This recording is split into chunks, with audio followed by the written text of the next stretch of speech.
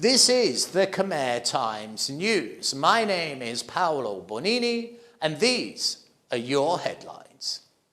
Myanmar causes outrage by executing 2 members of the opposition, landmine deaths are rising, and deforestation of Cambodia continues, with little sign of it being brought under control.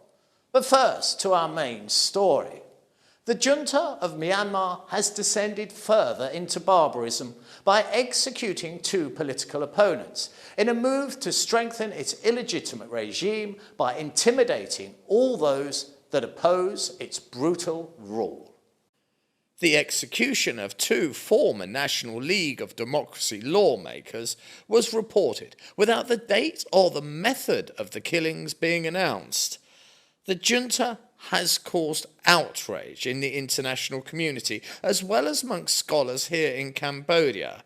In total, 4 men were believed to have been hanged. Their crimes were that they were brave enough to fight for a free and fair nation.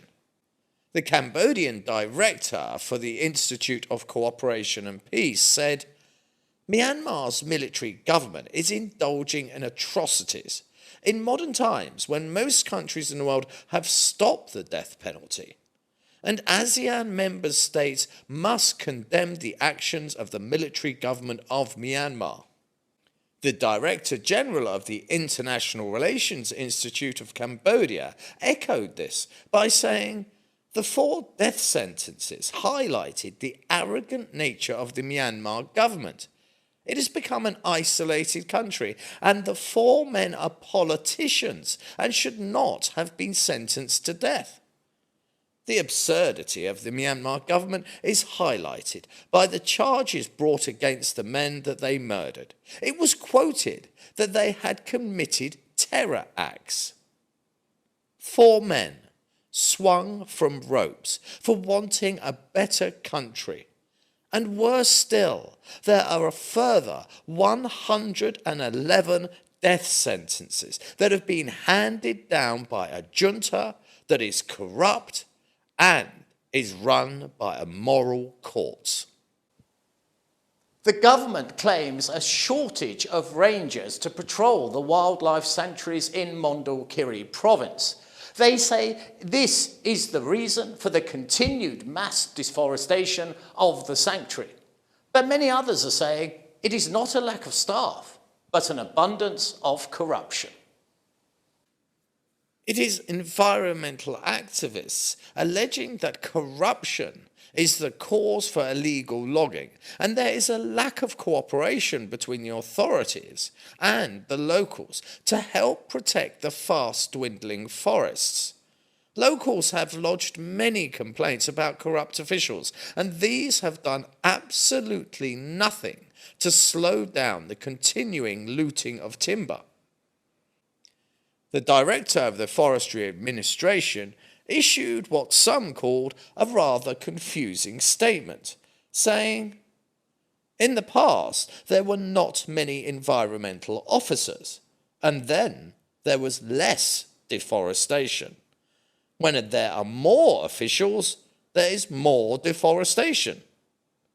Now that statement on its own makes the tragic raping and pillaging of this unique and precious resource even more sad.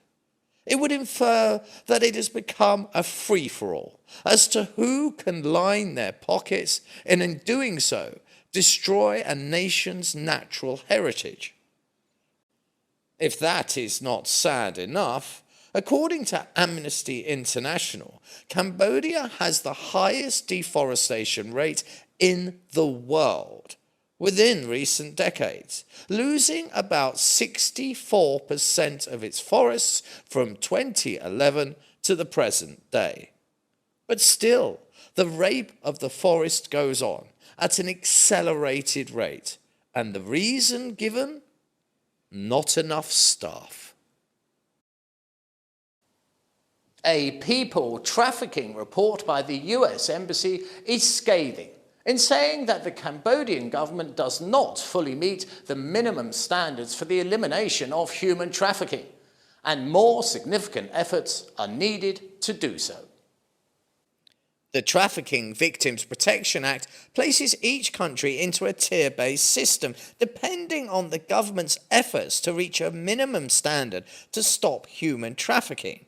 According to the report, the government did not provide adequate protection services for victims and relied heavily on foreign donors and NGOs to provide much of the needed care. In a statement, they said, Cambodia does not fully meet the minimum standards for the elimination of trafficking and is not making significant efforts to do so. Therefore, Cambodia was downgraded to the lowest tier, that of Tier 3.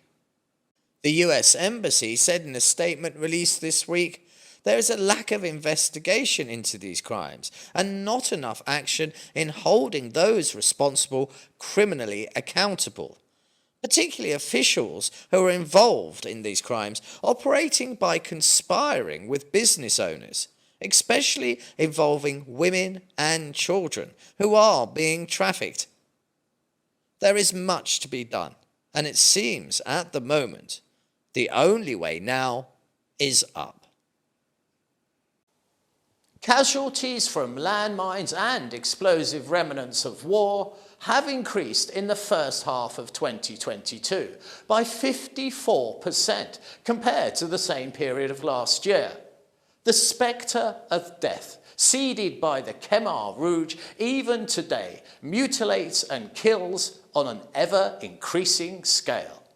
From January to June of 2022, there were 18 casualties caused by landmines and 22 by other explosives. The accidents killed 10 people, injured 30, and caused 7 to become amputees. A spokesman said, of the casualties, 27 were men, 12 were under the age of 18, and 1 casualty was a young lady. Over the past 30 years, Cambodia has cleared a staggering 2,600 square kilometres of mine-affected land and located and destroyed more than 26,000 anti-tank mines, along with over 1 million anti-personnel landmines and more than 3 million other explosive devices. Cambodia has already declared 3 provinces of being totally mine-free. They are Kep, Prey Veng and Stung Tren. But there are still over 700 square kilometres of land yet to be cleared before Cambodia can achieve its goal of being mine-free by 2025. From 1979 to the present day, landmines and other explosive devices have claimed near 20,000 lives and injured over 45,000 others. The nightmare of the Khmer Rouge still litters the fields as the deadly spectre stalks and claims the lives of innocents in a blinding flash. Earlier this week, a foreigner diagnosed with monkeypox made authorities start a frenzied search, looking for people whom he had been in contact with since his arrival here in the kingdom. The search was not in vain. Shockwaves swept through the kingdom when it was learned that a Nigerian man with monkeypox, confirmed by Thai medical authorities, had entered Cambodia. Police were swift to act and the Nigerian man was located. A track and trace was initiated to look for those that had been in contact with him since his arrival. 5 people were discovered and they have now all tested negative. The Nigerian had paid brokers $600 to cross the border from Thailand illegally through Bante Minche.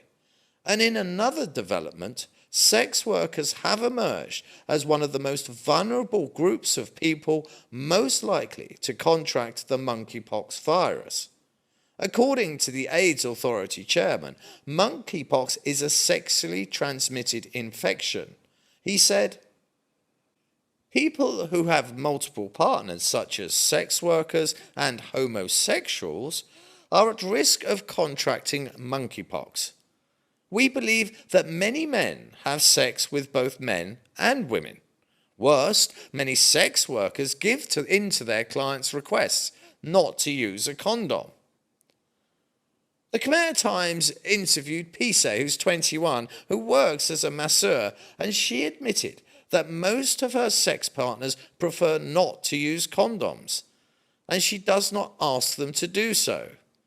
But she says, now that we have monkeypox, I am extremely worried. And now it's time to look at our sports news.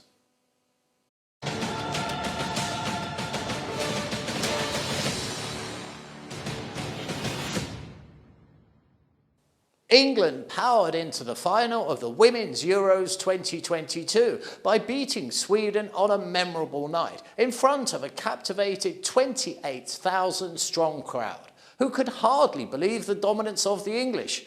The jubilant ladies will now go on to face either 8-time champions Germany or France in this weekend's sold-out final. The pressure on England to deliver and banish their heartbreaking run of 3 straight semi-final defeats at major tournaments will certainly add to the pressure. I, for one, wish them the best of luck. It's time to have a look ahead and see what the weather has in store for us next week. The Weather Girls once sung, "It's raining men, hallelujah."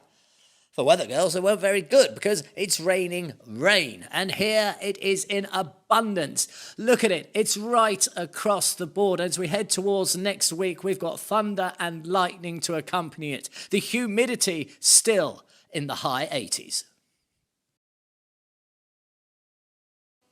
This has been the Khmer Times News. You can contact myself at the studio by mailing us at ktnewsstudio@gmail.com. Please do subscribe and comment and stay up to date with all the breaking news by following us on both Facebook and Telegram. This has been Paolo Bonini, and that was the week that was. I'll see you next Saturday for your weekly roundup.